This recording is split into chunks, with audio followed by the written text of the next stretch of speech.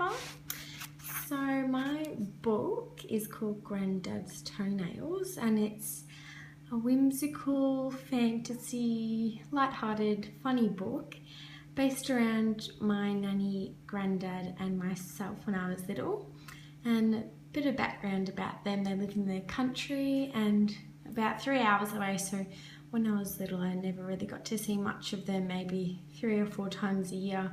So the adventures going down to the country and visiting them were so special, and some of my fondest memories have been captured and taken from there. So I wanted to base the book around them, and actually the idea of my book came from, well, because obviously my grandparents are elderly and needed some help when they're getting, you know, on in their age, that I used to help cut my granddad's toenails. And one day I thought, oh, what a fantastic book I think that would, you know, could create. So I used that idea and I've created up, this book. So I've got, as I said, 3 main characters.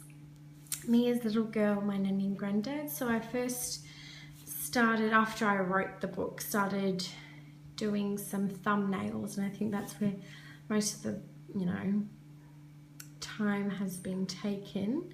So this is me, and I've tried to, you know, all different shapes and sizes and what faces I'd use.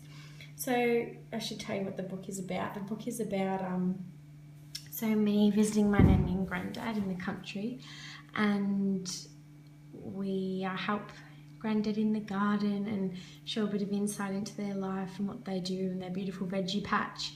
And we're planting some tomato seedlings in the garden, and Grandad asked me to go into his scary shed and I grabbed some special tomato fertilizer, and Grandad accidentally walks into the special superphosphate fertilizer and his toenails start to grow rapidly, quite like the tomato bushes, and this happens before your eyes, and he gets big long toenails that he can't cut, and tries with a hacksaw and all these different types of things, and eventually they do fall off when the time that we pluck off the tomatoes in the story. But it's just a silly, light-hearted book that I hope you will eventually enjoy. So anyway, these are some thumbnails of me as the girl, trying to do different hairstyles,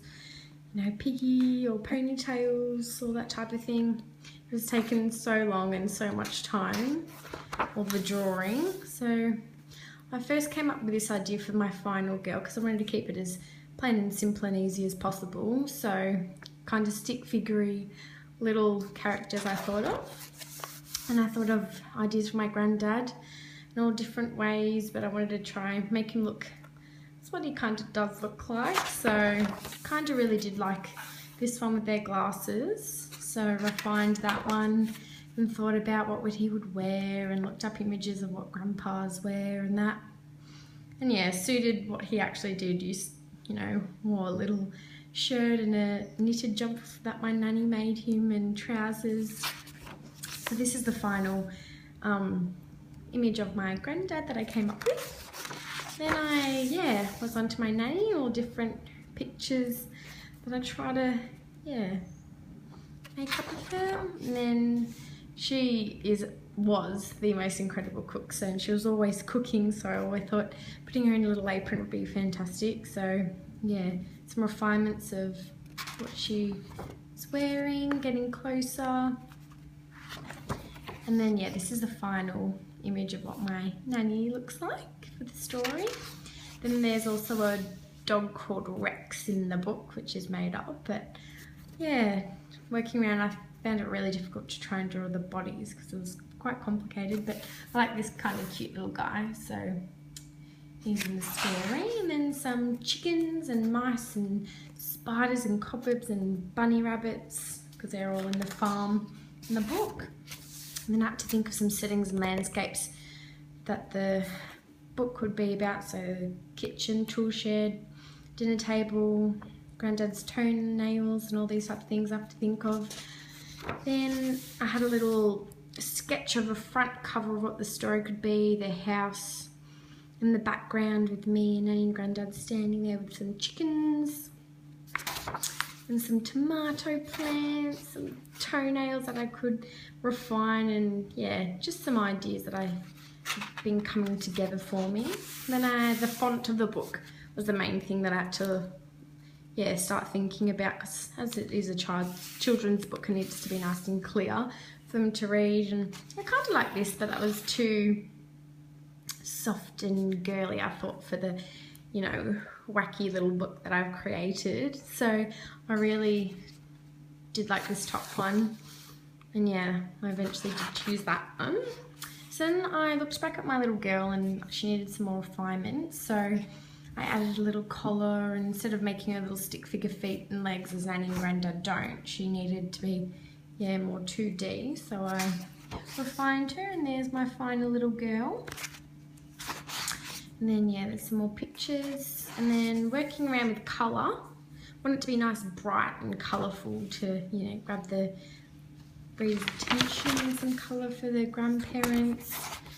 Yeah, there's my final. I did them on baking paper, so it's kind of easier for me to trace onto my pages. There's my Nanny and my Grandad. So after writing the book, I obviously typed it up, and I had to work out, you know, what pages, how many pages will be in the book, what wording, what text goes on each page.